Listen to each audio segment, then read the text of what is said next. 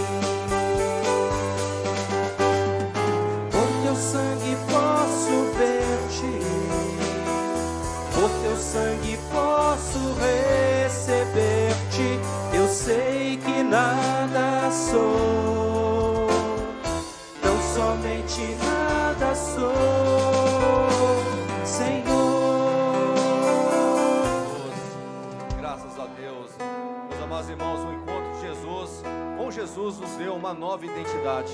Nós não éramos nada, mas a partir do momento que Jesus nos encontrou, resgatou a nossa vida, nós nos identificamos com o céu, com a eternidade. Vamos adorar o Senhor. Meu grande eu sou.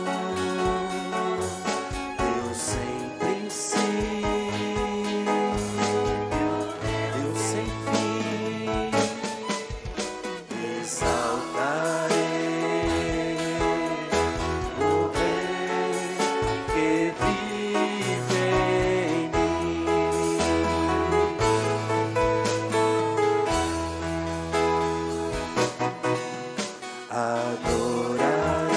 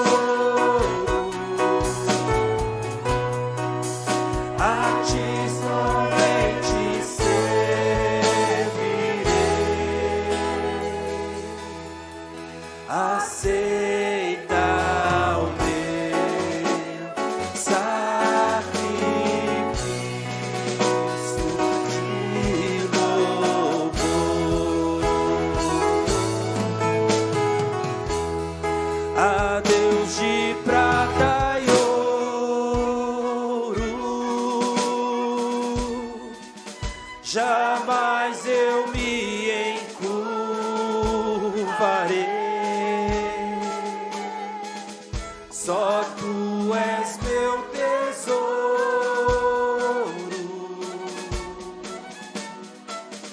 a ti somente servirei.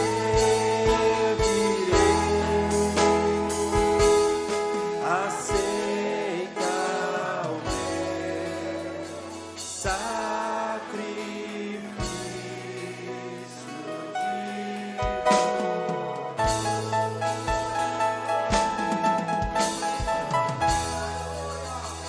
Glória a Deus. Aleluias. Aleluia. Glória a Deus. Glória a Jesus. Graças a Deus. Meus irmãos, quero saudar a todos com a paz do Senhor Jesus. Muito alegre de estar aqui hoje. Não sei se alguém ainda me conhece, né? Eu sou o pastor Gerson Novo. Fui durante 35 anos pastor em outra denominação. E agora eu estou junto com a Igreja Evangélica Maranata, com sede em Portugal. Agora temos sede no Brasil também.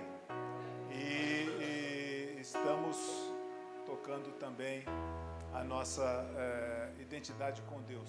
Uma coisa que eu quero deixar bem claro, que é importante saber, é o seguinte: mas o pastor de outra igreja e tal, nós não temos essas amarras, não.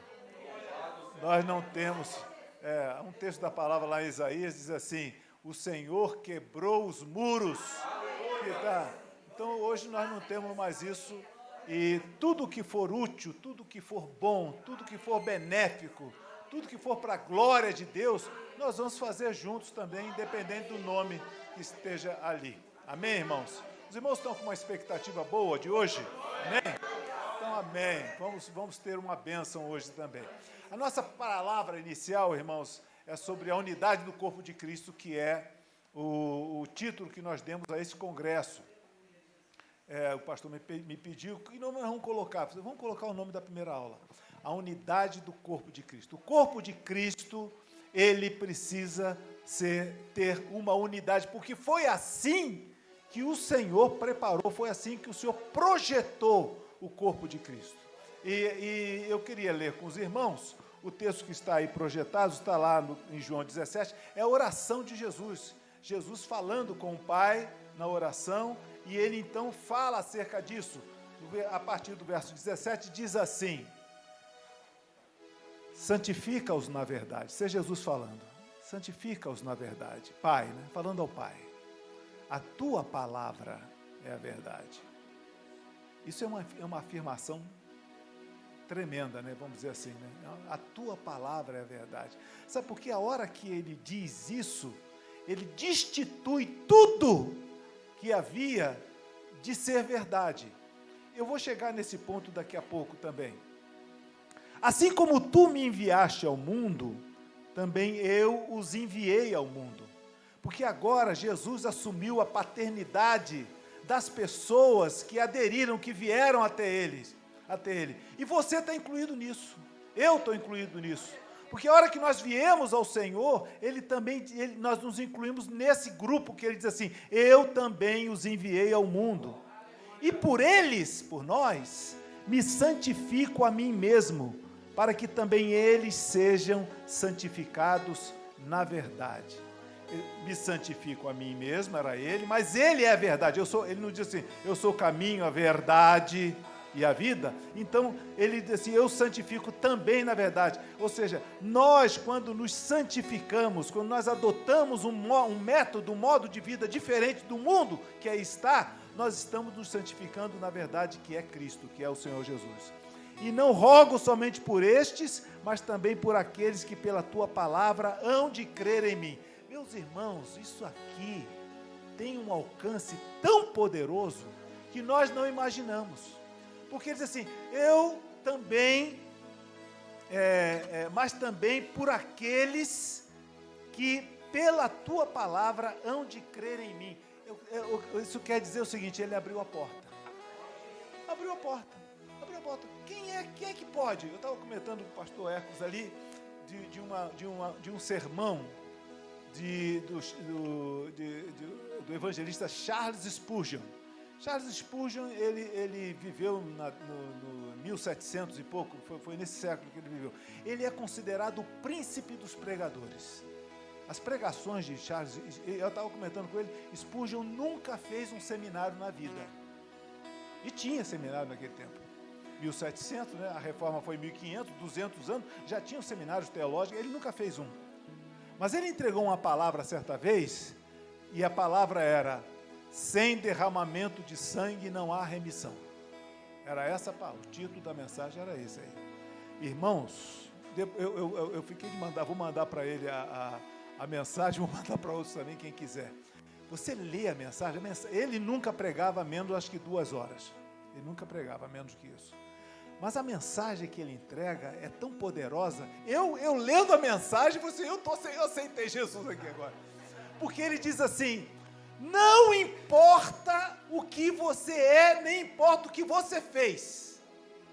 Se você agora for até a cruz de Cristo, Ele perdoa o teu pecado. Isso assim, a gente treme com isso. Não importa. Você pode ter matado alguém, você pode ter adulterado, você pode ter feito isso, aquilo. E ele vai elencando. Se você for agora na cruz de Cristo, Ele te perdoa. O perdão é tão imenso, é tão empoderável. A minha esposa, eu sempre falo isso, minha esposa diz assim: o Senhor é apaixonado por nós. E é mesmo, o Senhor é apaixonado. Uma das coisas mais maravilhosas que existe na palavra se chama amor.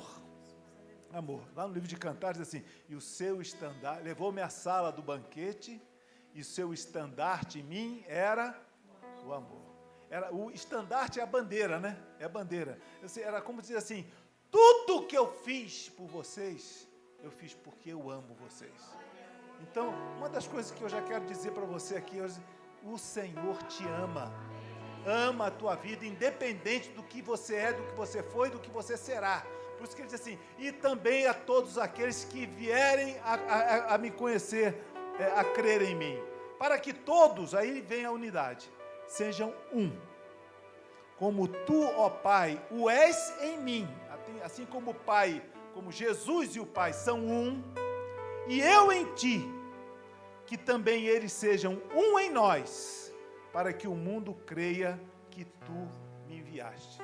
É importante sempre quando você lê a Bíblia, você lê quando ele diz para quê. O para quê é o objetivo.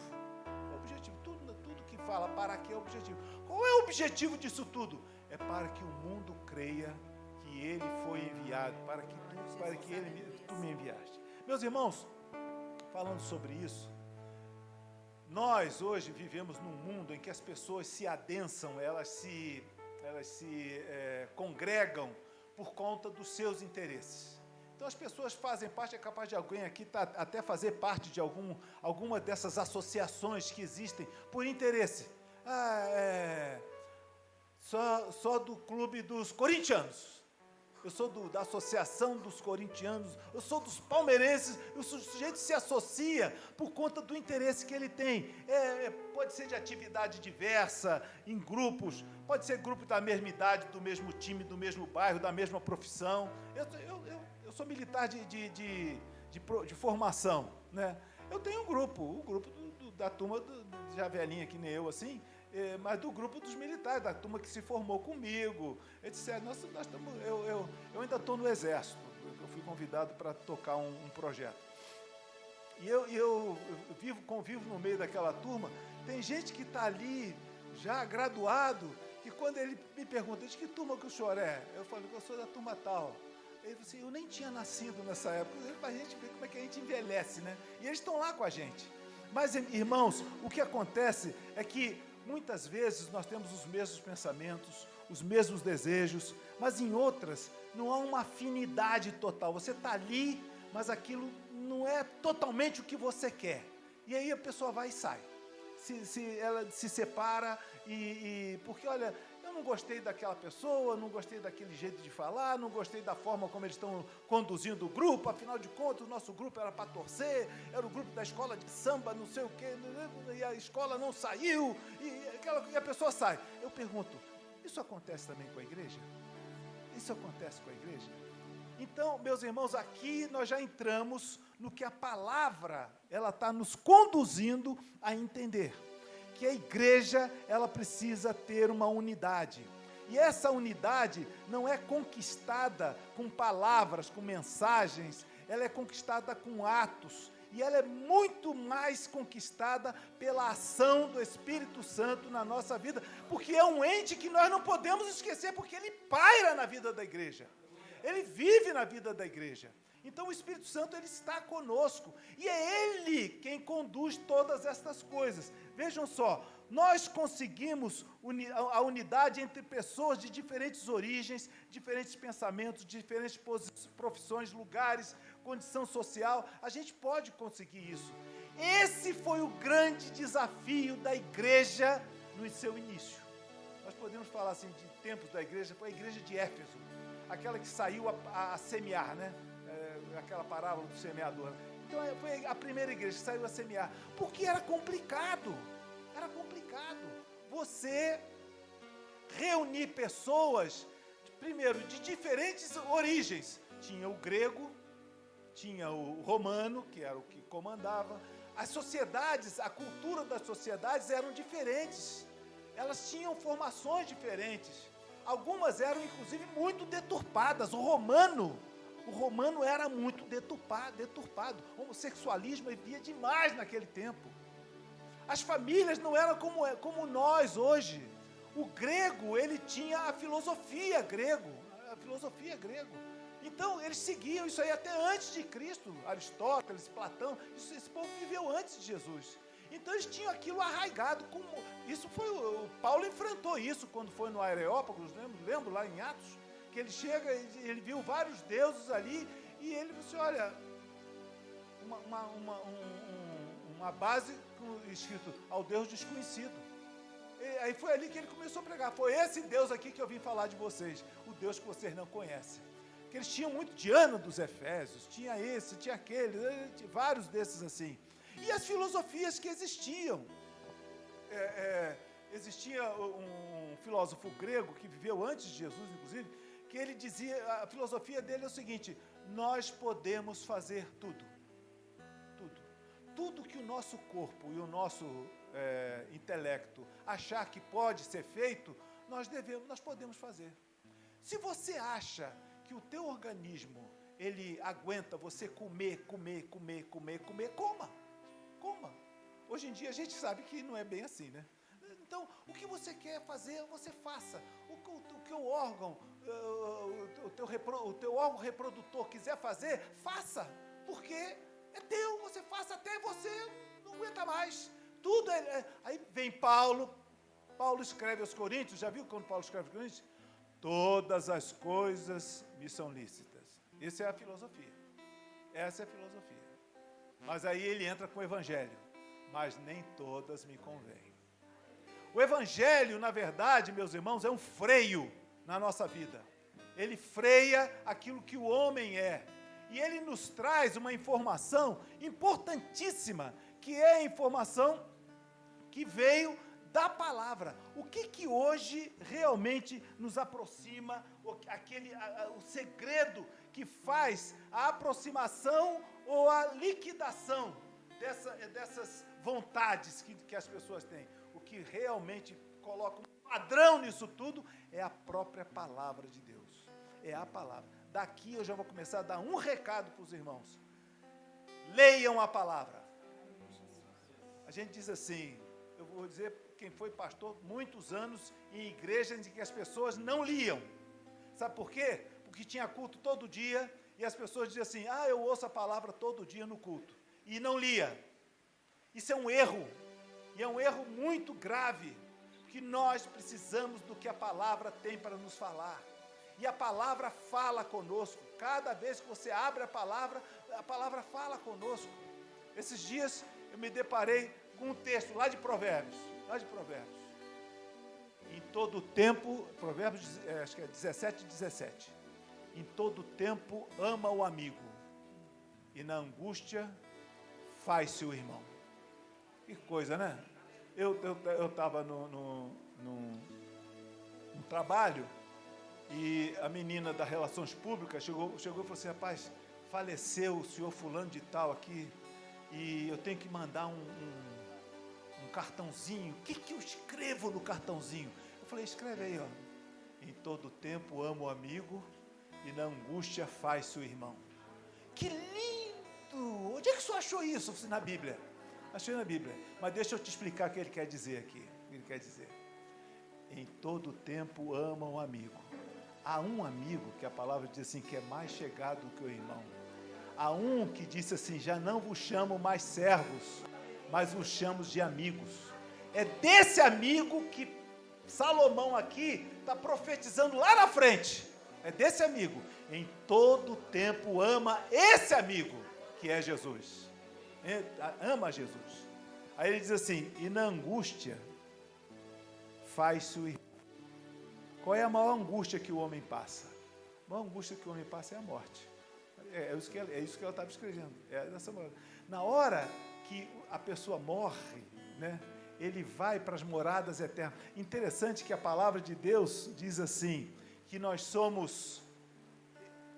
Jesus é o herdeiro de Deus, e nós somos co-herdeiros com Cristo. É interessante, né? Qual é a diferença entre o amigo e o irmão? Qual é a grande diferença entre o amigo? Você tem um amigo do peito, aquela pessoa que está sempre na tua casa, mas você tem um irmão também.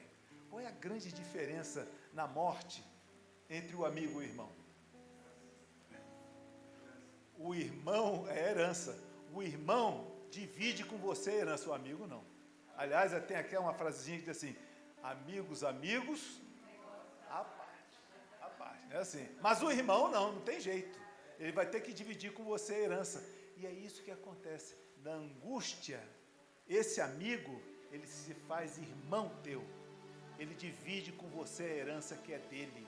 A herança era toda dele, a glória era dele, mas ele divide conosco. Então, vejam quanto a palavra tem para nos trazer, quanto ela tem para nos ensinar, quanto ela tem para nos educar, quanto ela tem para nos aproximar das coisas de Cristo e viver uma vida completamente diferente dessa vida que as pessoas vivem, chutando para lá e para cá. Eu vou falar isso na próxima mensagem, no próximo item, porque realmente, meus irmãos, nós precisamos nos reunir e viver como um corpo uno. É a palavra que acende em nós esse entendimento de unidade. E aqui, vejam como a palavra, ela norteia a unidade de Cristo. Ela diz assim, quando ela fala de unidade, na verdade, ela está falando de triunidade. Ela está falando do Pai, do Filho e do Espírito Santo. Vejam aqui. Eu lhes dei a glória que a mim deste, para que sejam um, como nós somos um, Pai e o Filho. Eu neles, o Filho, o Filho, neles o Espírito Santo, tu em mim. Então, quando nós falamos de unidade, nós estamos falando de uma triunidade, os três vivendo a mesma coisa. A igreja vive assim. Jesus na igreja através do Espírito Santo e o Pai junto também. Então, meus irmãos, essa é a unidade que serve para nós. É quando o Espírito Santo está presente, a igreja está como corpo e o Pai norteando todas as coisas. Isso não falha em lugar nenhum. Isso não falha em lugar nenhum. E aqui, meus irmãos, vejam qual é o objetivo. E ele diz assim, para que sejam perfeitos em unidade. É difícil você chegar a dizer assim, uma unidade perfeita. Mas a igreja é e pode ser uma unidade perfeita. Se cada um entender o seu próprio papel, se cada um se apresentar ao Senhor da mesma forma que os servos se apresentam, querendo que o Senhor faça, Senhor me usa, Senhor me dá a tua bênção, Senhor me coloca na posição. Meus irmãos, nós não somos visitantes, nós somos parte, nós somos corpo, nós não somos pessoas estranhas, não, nós somos unidos. A igreja é o melhor lugar. Eu sempre falo que o melhor lugar para você estar e para você criar filhos é dentro da igreja. É dentro da igreja. Quando Moisés ele saiu com o povo, Deuteronômio diz assim, e Moisés entrou na terra. Quando você aceitou Jesus, você entrou na terra, numa outra terra, que não é a terra do palavrão, não é a terra das coisas exacerbadas que existem por aí, que você vê nudez e muitas coisas, não é a terra da mentira, não é a terra da corrupção, não é nada disso. Os teus filhos vão estar dentro de uma terra onde eles só vão aprender coisas boas. Você vai viver, você pode trazer sua esposa, porque você vai ter um ambiente de família, porque a família é de Deus.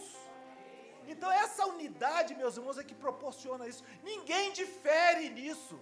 Então quando eu falei assim, eu não gostei da palavra do dono da associação dos palmeirenses aqui, eu não gostei dele, que ele falou uma coisa. Na igreja não acontece isso, nem é para acontecer.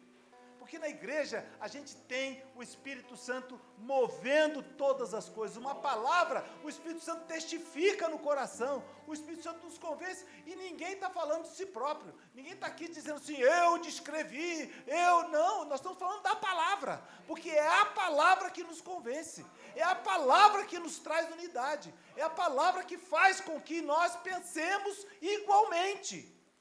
Paulo escrevia isso, né? Rogo a Evódia e a Sintique que sintam o mesmo no Senhor, para que sintam o mesmo, e nós precisamos sentir realmente a mesma coisa uns com os outros. É dessa forma que você tem dias de cultos, em que o Senhor visita a igreja e você para e não quer mais sair da igreja. Não, eu não queria sair hoje daqui, está tão bom.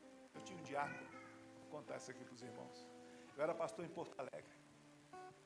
E lá, por conta do frio, né, apesar que Porto Alegre tem dias muito quentes também, a igreja era de carpete, tinha carpete assim. Uma igreja boa, na época, era ainda o início, né? Eu fui pastor no Rio Grande do Sul sozinho, eu tinha várias igrejas, eu era o único pastor no Rio Grande do Sul inteiro. Hoje tem opção de igreja lá, né, naquele tempo. Bom, e terminou o culto, o senhor tinha dado uma bênção, a igreja ali, abençoada, começou a sair, e um diácono que estava ali, ele estava chorando, pegando os fiapinhos do carpete. Já viu? Eu pergunto, quando é que ele ia terminar essa tarefa? Nem ele sabia quando ele ia terminar essa tarefa. Mas por quê? Ele não queria sair da igreja. Ele queria viver naquele momento ali. Eu olhando ali, o Senhor falou assim para mim, aquele que muito é perdoado, muito ama. Achei impressionante aquilo que o Senhor me falou. Os irmãos sabem que no dia seguinte, eu cheguei do trabalho em casa, quem é que estava na minha sala me esperando? Esse rapaz, o diácono. Sentou, falou para mim assim, pastor, eu quero lhe contar a minha vida. Pastor, olha, eu nasci e vivi num lar, e minha mãe era dona de um prostíbulo. Eu me criei dentro de um prostíbulo. E por conta disso eu me tornei homossexual. Perdido. Ele me contou certos detalhes, não vale a pena repetir, mas ele assim, eu me perdi inteiramente. Vejam, eu estava falando com um diácono, casado, pai de 2 filhos, quando ele veio falar comigo, ele me contando a vida dele. E eu me perdi completamente. Até um dia que eu falei assim, meu Deus, eu vou morrer. Dessa maneira como eu estou, eu vou morrer. Eu só achei uma forma de eu mudar aquela situação. Eu me ajoelhei e consagrei o meu corpo inteiro ao Senhor. Mas não foi assim, consagrei o meu corpo. Eu citei cada parte do meu corpo. Senhor, os meus cabelos. Senhor, a minha sobrancelha. Senhor, a minha meu olho. O ouvido, o outro ouvido. Eu fui consagrando até a unha do pé. Eu consagrei ao Senhor. Falei assim, Senhor, me tira daqui. Aí eu saí de onde estava, que ele estava aqui por São Paulo, em Santos, na verdade. Voltei para Porto Alegre, sem dinheiro. Fui morar numa pensão, várias beliches, rato passando por baixo da cama. Eu ali fui procurar uma igreja, e encontrei uma igreja, fui ali, pedi oração.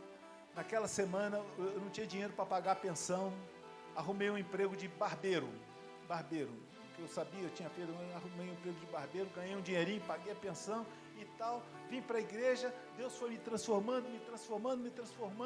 Um dia o pastor chegou para mim e falou assim: olha, o senhor mostrou que você vai casar. O pastor não sabia da minha vida. Eu casar? Como é que eu vou ver uma mulher na minha frente? Ele não sabia como, ele nunca tinha tido aquela visão, a visão, o olhar que um homem tem para uma mulher. Ele não tinha aquilo, nunca teve. Ele disse: mas eu aceitei aquilo, casei, e Deus me deu graça, e eu tive 2 filhas, e estou com os filhos aqui e tal, e naquele dia eu estava ali com o Senhor falou muito ao meu coração, aí eu entendi o que Deus tinha falado para mim. Aquele que muito é perdoado, muito ama. E é isso, meus irmãos, que nós vivemos debaixo de um amor profundo do Pai nas nossas vidas. Deixa eu prosseguir aqui. Vejam que aqui há uma unidade, ela somente é obtida por ação da Trindade. A relação entre o Pai, o Filho e o Espírito Santo é que proporciona a unidade do corpo. Esse é o padrão. O Espírito Santo movendo todas as coisas. O corpo, meus irmãos, ele precisa de uma bandeira, ele precisa de uma direção, de uma orientação, um foco para nortear as suas ações. O corpo não é desgarrado, mas ele é unido, Quando nós, a palavra diz assim, porque nós, sendo muitos, somos um só pão e um só corpo, porque todos participamos do mesmo pão. Nos atos da igreja, na ceia, no batismo, no culto, nós participamos da mesa do Senhor, onde nós necessitamos estar com a mesma comunhão. Os irmãos já repararam que na ceia você recebe um pedacinho de pão? Mas se você somar o pedacinho de cada um, o que nós temos? E o pão inteiro é o quê? Esse é o meu. O corpo de Cristo está aqui na soma do pãozinho que cada um recebe aqui. Quando você recebe o pão, você está recebendo uma parte do corpo. E ele diz assim: tomai e comer, este é o meu corpo. Que é dado. Então ali, quando a igreja ela absorve aquilo ali, ela está absorvendo o corpo de Cristo. É o corpo de Cristo. A unidade está ali. Se nós parássemos, não vamos comer o pão, traz tudo de volta aqui e põe aqui.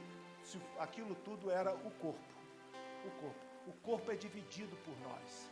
Da mesma forma, quando nós recebemos o cálice, nós recebemos uma parte do sangue que ele verteu ali.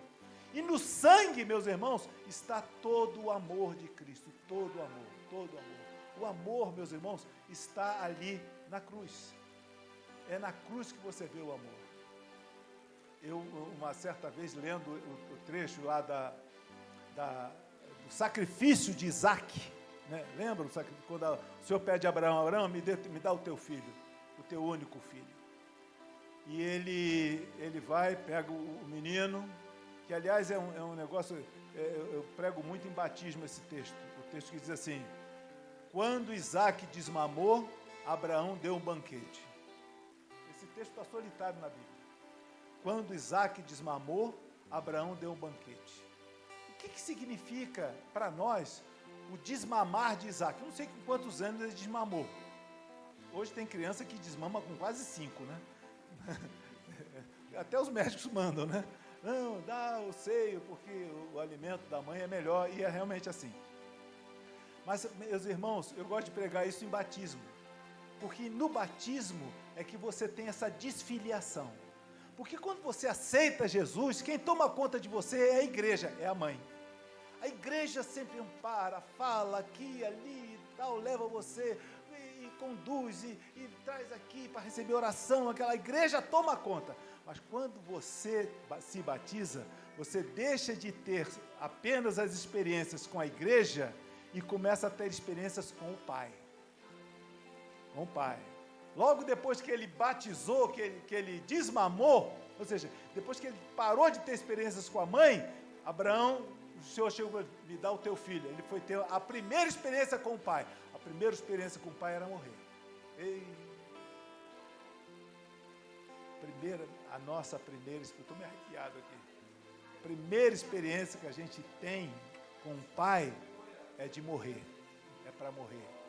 E aí eu comecei a ler, vai lendo, ele subiu o mesmo monte que Jesus subiu, foi ali que Jesus foi crucificado, e subiu com a lenha que ia cozinhar o corpo, estava nas costas dele, assim como Jesus subiu com a cruz.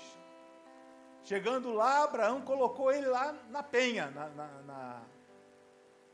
na pedra. Essa pedra está lá em Jerusalém, só que tem uma mesquita em cima dela, né? É uma mesquita em cima dela. E ele colocou ele na pedra e levantou o cutelo. E o Senhor não deixou, o anjo do Senhor segurou ele na mão. Eu olhei ali e aí me veio o pensamento, que eu acho que todo mundo deve pensar. Era eu que tinha que estar lá. Não há como você ler isso e não chorar. Não há como você ler isso e não chorar. Era eu que tinha que ser imolado ali. Porque Isaac está tipificando a mim. Mas o Senhor não deixou ele morrer. Ele não deixou Abraão ter essa tristeza. Mas ele teve essa tristeza. Ele viu o filho dele morrer ali. Ele viu.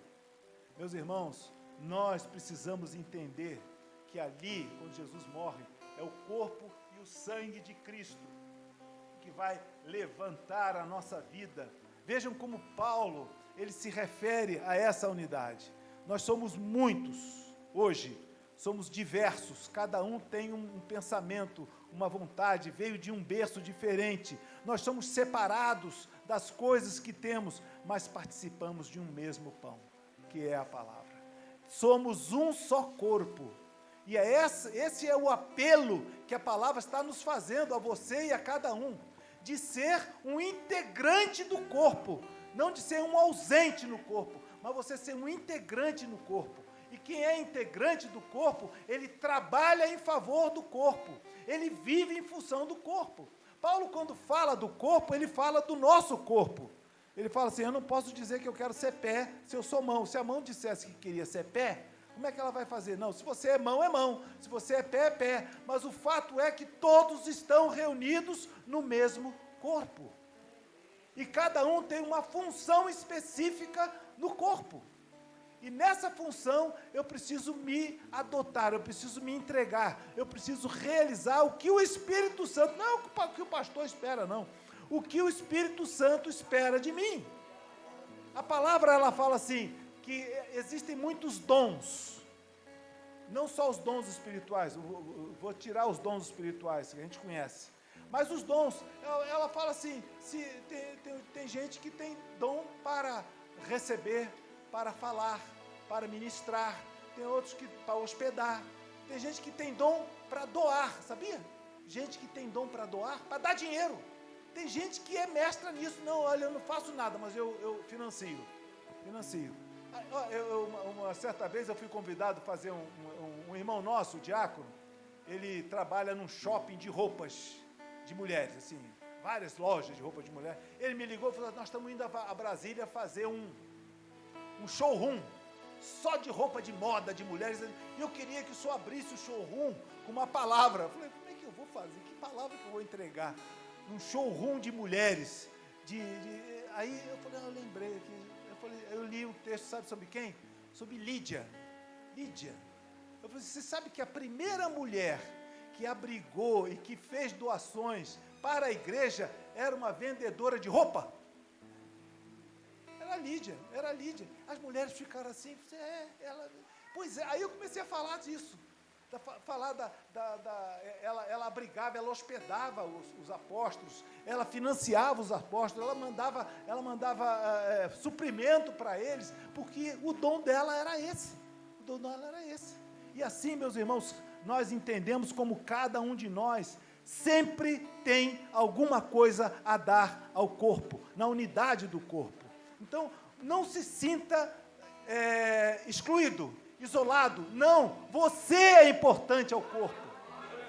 O que você gosta de fazer? Você gosta de tocar? Aprenda a tocar e seja usado no corpo.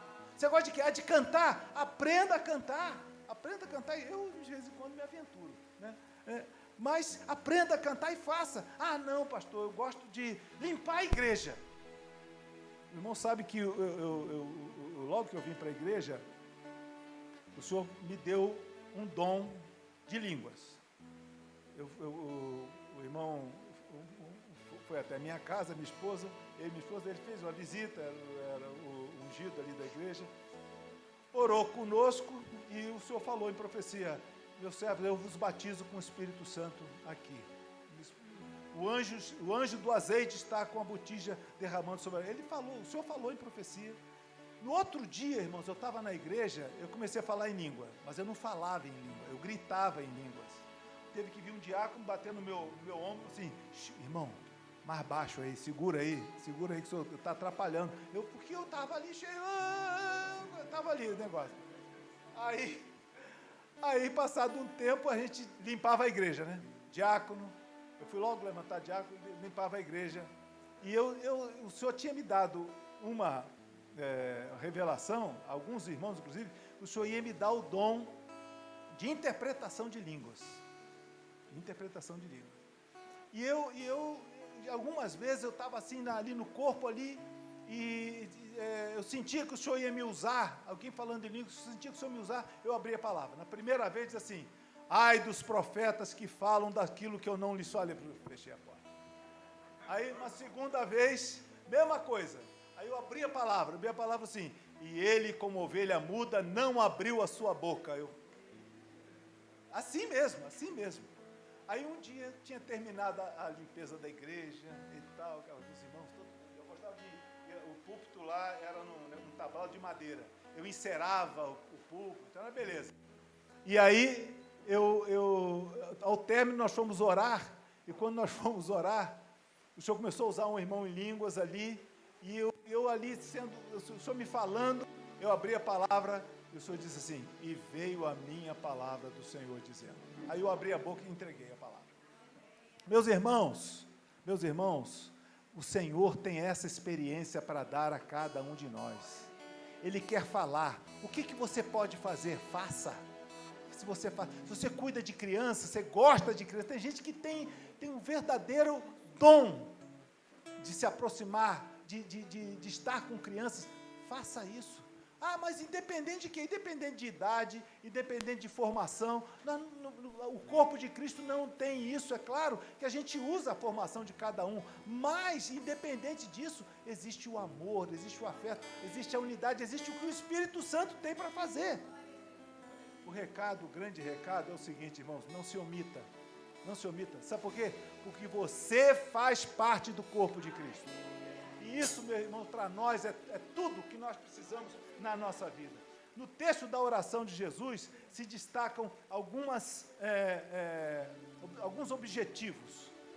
Santificação. Ele diz assim: para que também eles sejam santificados na verdade. 2, um exemplo ao mundo, sejam perfeitos em unidade. Meus irmãos, a igreja é um exemplo. O quebra-quebra, as discussões, as brigas que existem em grupos por aí, não acontecem na igreja. Sabe por quê? Porque a igreja é una. Porque a igreja tem o Espírito Santo sobre ela. Então não há divergência, porque o Espírito Santo, ele nos convence. Crê no projeto de salvação do Senhor. Eles creiam que tu me enviaste. Meus irmãos, a vinda do Senhor Jesus tem tudo a ver com o que a palavra descreve.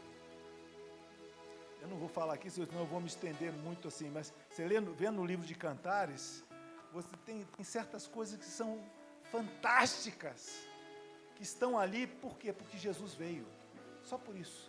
O amado está conosco. Em outra oportunidade a gente fala isso, né? A salvação de muitos, não rogo somente por este, mas todos que vierem a crer na tua palavra. Crer e entender o amor de Deus, para que o mundo conheça que tu me enviaste a mim e que os tenha amado a eles e como tens amado a mim. Que somos diferentes, cultura, educação, modo de vida, mas a unidade do corpo de Cristo trabalha todas as desigualdades. As desigualdades, elas morrem, porque elas entram em uma outra função aqui, a função que só o Espírito Santo conhece, e Ele mesmo nos notabiliza, Ele nos une, ele faz com que as nossas divergências caiam pela ação do próprio Espírito Santo e a unidade que ele quer realizar. Ou seja, unidade do corpo de Cristo não é um conceito, é uma vivência. Você precisa viver isso e entender isso. É interessante, eu estou gostando de tal coisa. Você vai aos pés do Senhor, que o Senhor vai falar com você. O Senhor vai falar com você.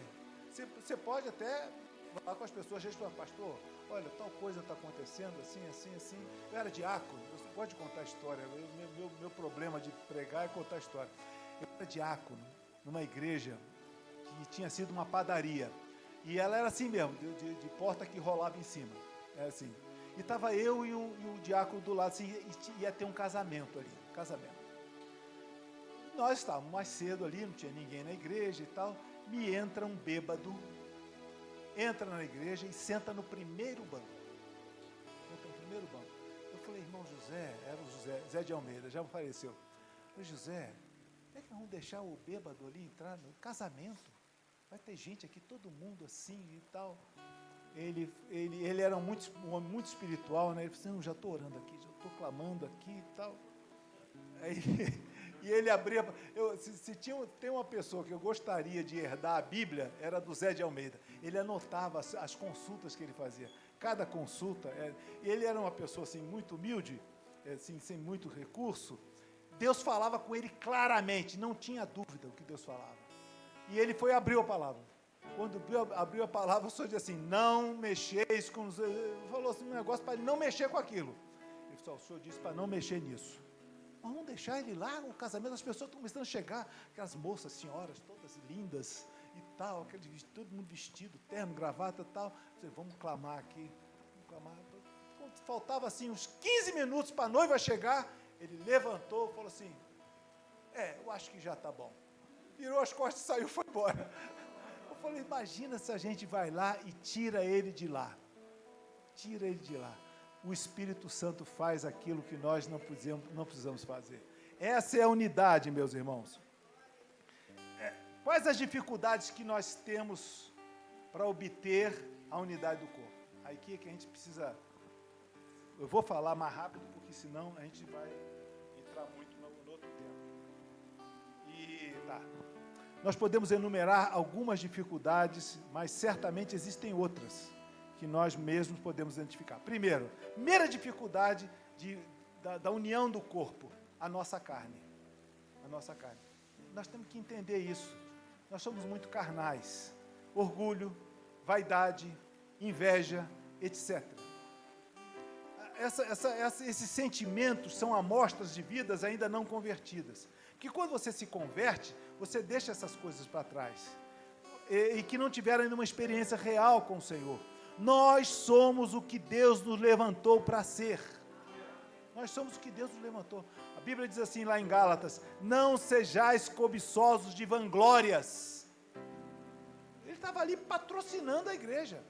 Não sejais cobiçosos. Não adianta ninguém ficar cobiçando ter vanglória, aparecer. Não, meus irmãos, a nossa carne foi para o chão. A hora que nós aceitamos, o Senhor se levantou. Senhor, seja Deus exaltado e eu diminua. É sempre assim. Por que eu quero isso ou aquilo? Não, eu tenho que ser o que eu sou, na verdade. Segundo, isolamento. Alguns são assim, se isolam. Que ao invés de se unir aos trabalhos da igreja, participar das atividades, se isolam. E o pior desse comportamento de isolamento é que normalmente os isolados são os que falam mal. São aqueles que têm, que detratam ou falam mal. Vou dar um exemplo legal para vocês. Meu pai era um homem assim. Minha mãe levando a gente para a igreja, foi uma luta. Minha mãe foi uma heroína. Ela levava a gente para a igreja contra ele falava mal, xingava, aquela coisa. E quando falava da igreja, só falava mal dos outros. Fulano, nunca! Ele entrou no coro da igreja só para casar com a minha mãe. Esse povo é interesseiro, né?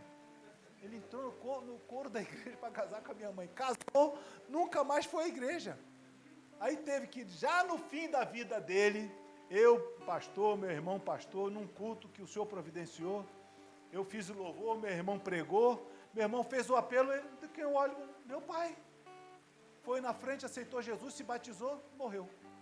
Eu falei, como é que pode esse homem, até hoje a gente olha, minha mãe, né, o que se isolava, a palavra assim, aquele que se insurge contra toda a sabedoria. O terceiro, apatia, é aquele que está presente no corpo, mas ausente na alma. Não está participando de nada, não está entendendo nada, não está ouvindo nada, ele não busca conhecer mais do Senhor, ele não busca a palavra, não deseja o batismo com o Espírito Santo, não sente desejo de ser usado nos dons espirituais, não sente o desejo de ser batizado nas águas, para fazer parte da igreja. Meus irmãos, isso é uma coisa que todo mundo tinha que ter vontade de ser, sabe por quê? Porque é isso que caracterizou a igreja no início, era o batismo nas águas. O batismo nas águas definia as vidas. Há livros que falam, Flávio Josefo, ele fala disso daí, de pessoas que, durante o domínio romano, eles eram batizados nas águas, quando saía, vinha uma patrulha romana e o sujeito botava a espada no pescoço do batizado e dizia, quem é o Senhor? Se ele dissesse, César é o Senhor. Se ele dissesse, Jesus é o Senhor, a espada cravava, tinha acabado de batizar, morria. Era assim. Mas as pessoas se batizavam. Qual foi a grande... me perdoe entrar nesse negócio. Qual foi a grande motivação de Constantino de chegar e mudar tudo e dizer, não, agora todo mundo vai ser cristão? Isso que aconteceu em 300 e pouco lá. Qual foi a grande motivação? Porque a igreja não era um exército, não era o exército egípcio, não era um exército uno, ela era espalhada em todo o Império Romano, ele não tinha como combater todos os lugares onde a igreja estava. Tanto na Grécia, é só ver as igrejas onde elas estavam plantadas, eram grupos pequenos, mas grupos atuantes em todos os lugares. Ele se rendeu, eu não tenho como mandar exército para tudo isso. E aí, meus irmãos, ali a igreja, ela se pôs, ela se declarou ali, batizados. Por isso, se você ainda não buscou o batismo nas águas, peça ao pastor, se voluntarie para isso. Eu quero pertencer a esse corpo, eu quero pertencer a essa igreja milenar, que vem de pessoas muito corajosas, que às vezes eu não sou, né? Mas eles eram corajosos, que iam para as arenas, que eram comidos pelos leões, estavam ali, mas eles não negavam, como Policarpo, né? Ele chamado ali, ele falou assim, 86 anos esse Deus a quem eu sirvo, só tem me feito bem, não é agora que eu vou negar, Jesus é o Senhor, foi queimado vivo. Era isso, gente corajosa. Meus irmãos, a influência nas diferenças, esse é um mal impeditivo da unidade. Pessoas que mesmo dentro da igreja, perdoados dos seus pecados, salvos pela graça, ainda se acham superiores aos irmãos. Afinal de contas, eu tenho curso de... né, eu sou... né, nós não somos nada. O que nós somos? Não, agora fiz uma pós-graduação. E é um negócio tão interessante isso, né? Que a pessoa, ela ora ao Senhor para entrar numa faculdade. Aí o Senhor vai, abre a porta, ela passa na faculdade. Aí quando entra na faculdade, ela sai da igreja. O que houve? Influência. Meus irmãos, e há pessoas que são fracas no seu caráter, na sua personalidade. A minha neta, eu tenho uma neta de 20 anos, está na UNB, na Universidade de Brasília. Passou lá, faz engenharia elétrica. Eu converso com ela todo dia. E aí, como é que tá? Como é que estão as coisas aí? Quais são as suas best friends? Porque as meninas hoje têm best friends. Antigamente não existia isso, né?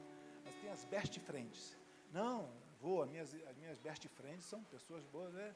Eu falo de Deus para elas, tem algumas delas nunca ouviram falar de Deus. O que é isso? Deus. Jesus, então, eu falo para elas. Mas por que você não faz isso? Por que você não faz aquilo? Por que você não faz? Porque não é isso. Minha filha, a mãe dessa minha neta, quando era jovenzinha, fazia o NB também, fazia direito.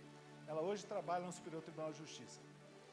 mas ela fazendo direito, ela fazia estágio na Caixa Econômica Federal, junto com uma outra menina. Outra menina da pá virada, né? Completamente. E ela tinha sempre uma postura, uma vestimenta. Serva de Deus, né? Nós nunca fomos assim de...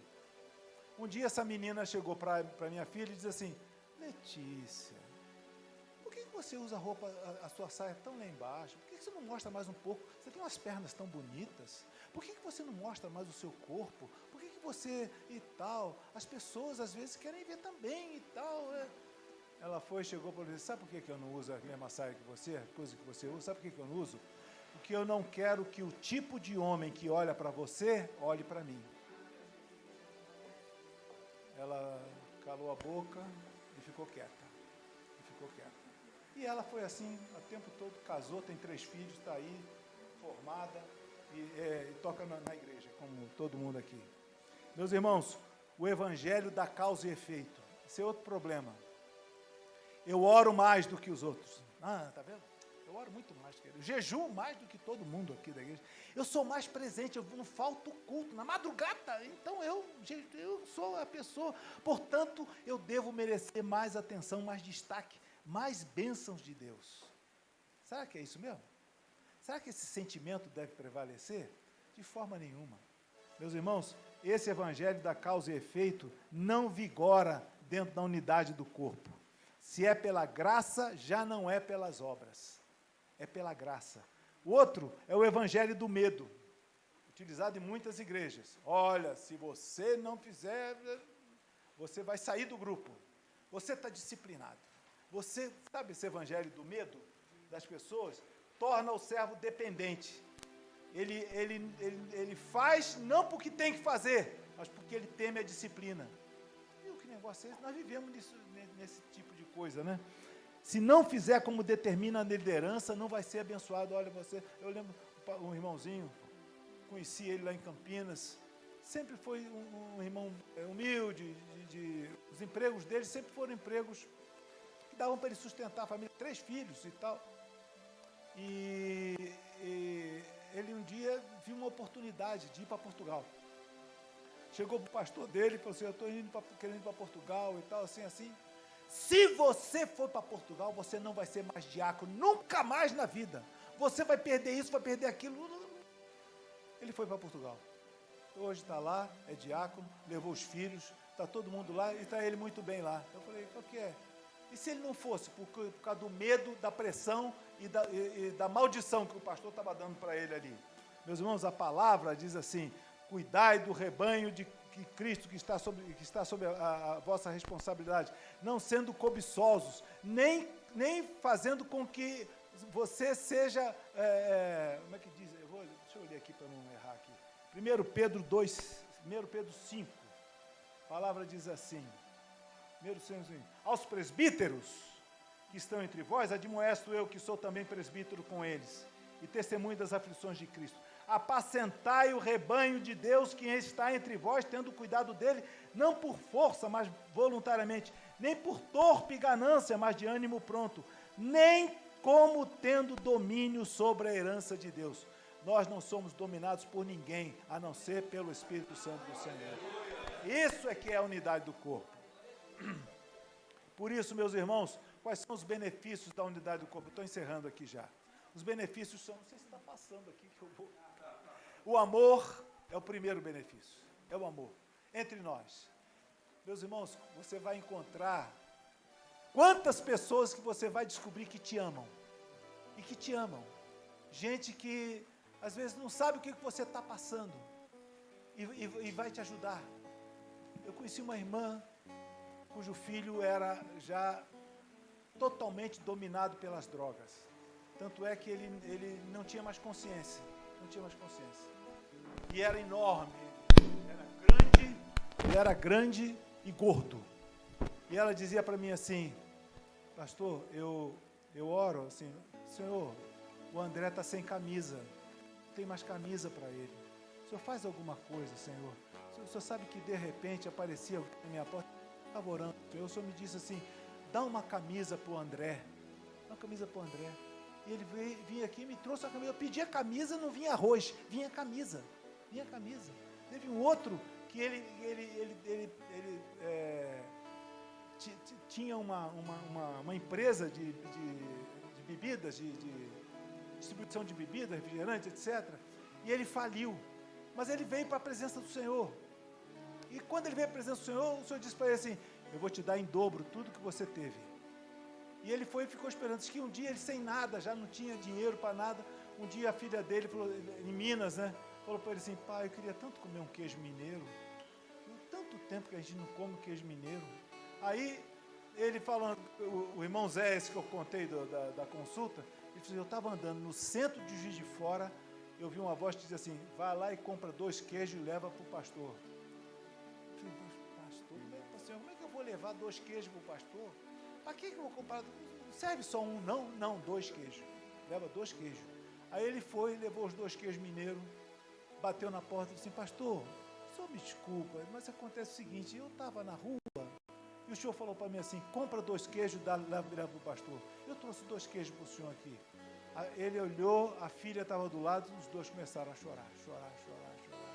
Era a promessa do Senhor, estava começando a se cumprir. Meus irmãos, nós vamos encontrar pessoas que nos amam. A harmonia, diferente da dissensão, o corpo se move harmonicamente. A eficiência e a atenção, na união do corpo, os problemas são abertos, são revelados muitas vezes por Deus, e a solução sempre é eficiente. Deus vem e traz o problema. Irmã, o Senhor me revelou, irmão, o Senhor assim, o Senhor deu um dom, o Senhor mostrou, num culto, numa palavra. Eu tinha uma tia que era guarda de presídio feminino, ela já faleceu. Guarda, e ela falou assim: era muito difícil viver com aquelas mulheres, todo mundo condenada por morte, por isso, gente assim. E ela falou assim: um dia eu fui para a igreja disposta a pedir as contas, mas era concurso público, ela era funcionária do Estado. E ela foi, e o pastor pregando, ela falou assim: eu fiquei prestando atenção na mensagem. O pastor pregando, uma hora o pastor parou o que estava falando e falou assim: e eu quero dizer a você, não saia do seu emprego. E continuou a mensagem. Ele falou assim: aquilo bateu no meu coração que nem assim uma flecha. Bateu no meu coração. Prestou atenção na mensagem. Meus irmãos, Deus quer falar conosco. Alegria, viver no corpo transmite a alegria da salvação, das bênçãos. Já viu reunião de crente? Grupinho de crente? Grupinho de crente é a coisa mais interessante que tem. Só conta a bênção. Ninguém fica contando da vida do outro. Ih, você viu fulano? Não, ninguém fala disso. Isso não tem lugar nas nossas conversas. Ao contrário, olha, eu estava precisando disso aqui. Sabe que eu orei ao Senhor? Só o texto que o Senhor me deu aqui. É assim que a gente conversa. É a alegria que a gente tem de viver as coisas de Deus, de falar o que Deus fez e continua fazendo. E Ele vai continuar fazendo. O sustento, o suporte, nós somos sustentados. Eu vou terminar, o texto da palavra diz assim, você está aí, com toda a humildade, pode passar, com toda a humildade. Não está o texto aí. Efésios 4, 2 e 3. Com toda a humildade e mansidão, com longanimidade, suportando-vos uns aos outros em amor, procurando guardar a unidade do Espírito pelo vínculo da paz. A palavra grega que está traduzida aqui como suportando é a mesma palavra do suporte de vaso. Já viu aquela mesinha que a gente põe um vaso em cima? Põe um vaso em cima. Na verdade, suportar está aí embaixo. Suportar embaixo. A beleza está em quem? Está no suporte ou está na flor que está em cima? A beleza está na flor. Então, o esforço é nosso. Os elogios podem ir para o vaso, mas o esforço é nosso. Mas nós precisamos entender que, normalmente, o suporte nem é visto. E nem é lembrado.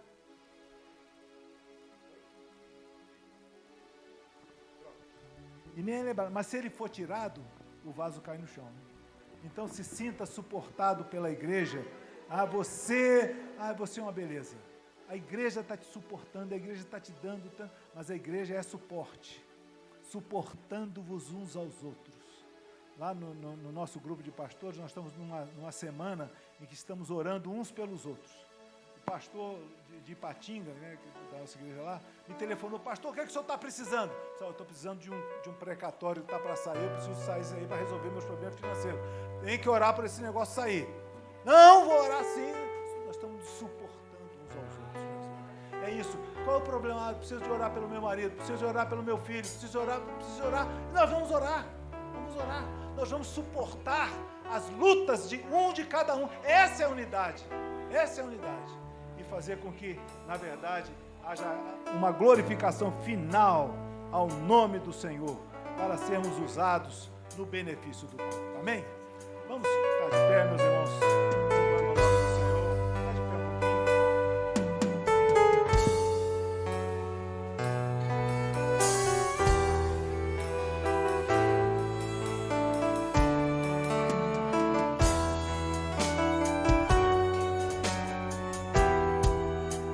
O Rei da Glória, o Rei dos Reis, Senhor dos Senhores,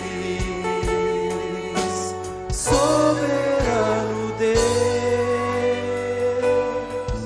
é Jesus, só Jesus, é Jesus.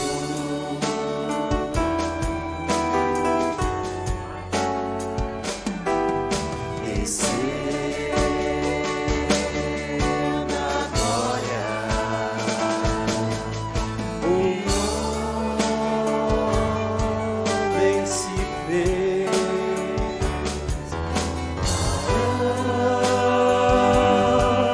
de dores, servo sofredor,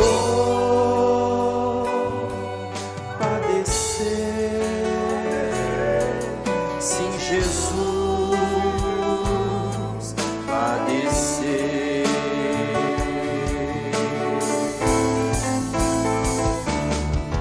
Sim, Cristo entregou sua vida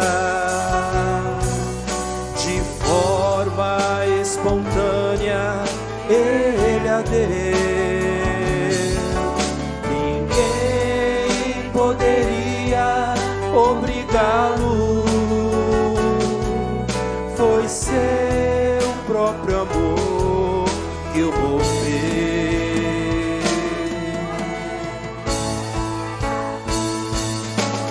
Por isso reina acima do céu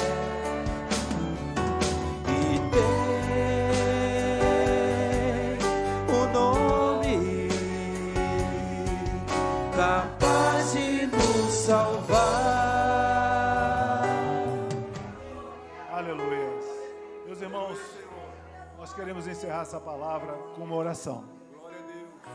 Eu queria motivar você que está conosco hoje, que pertence a essa igreja, que está reunido a este corpo, e que você se disponha a ser usado para que esse corpo prospere, para que cada setor desse corpo, ele seja realmente traduzido por pessoas, conduzido por pessoas capazes, que tenham competência, mas não competência física, moral, intelectual, a competência do Espírito Santo.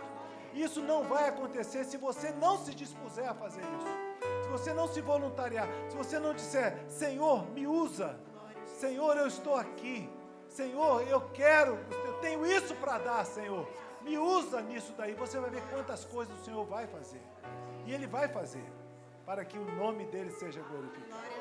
Feche os teus olhos, vamos orar. Coloque esse pedido dentro do teu coração. Aleluia.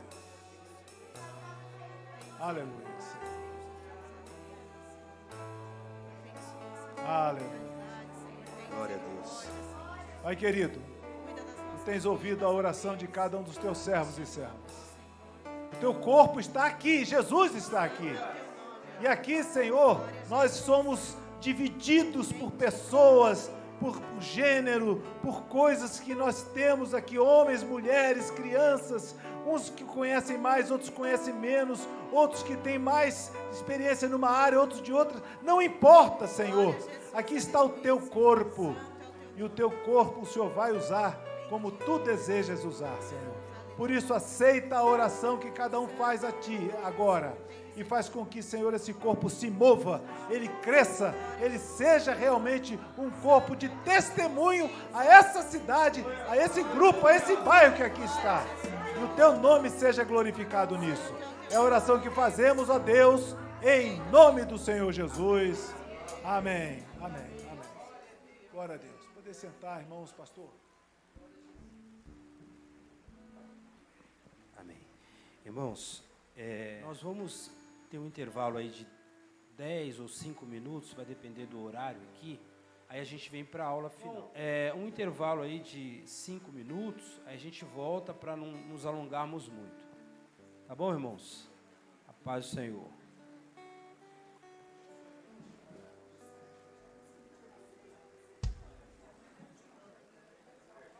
As crianças estão todas lá, tá? Elas estão tendo aula lá. Então nós estamos aqui, vamos encontrá-las daqui a pouco.